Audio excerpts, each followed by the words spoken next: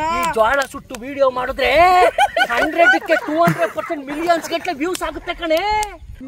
ಏನ್ ಸುಟ್ಟಿದೀನಿ ಅಂದ್ರೆ ಜೋಳ ಏನೇ ಮಾಡಕ್ ಹೋದ್ರು ಇವಳು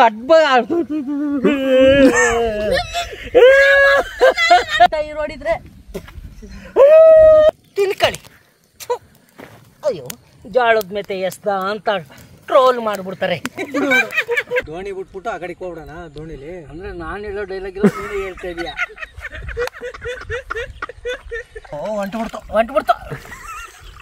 ಹೊಂಟ್ಬಿಡ್ತಲ್ಲ ಹೆಂಗೆ ಇನ್ಮೇಲೆ ಇದೆ ಏನಾದ್ರೂ ಹೇಳ್ ಸಾಯು ಡೈಲಾಗ ನಿನ್ ಮಕ್ಕಳು ಬಿದ್ದೋಗಿದೆಯಲ್ಲೇ.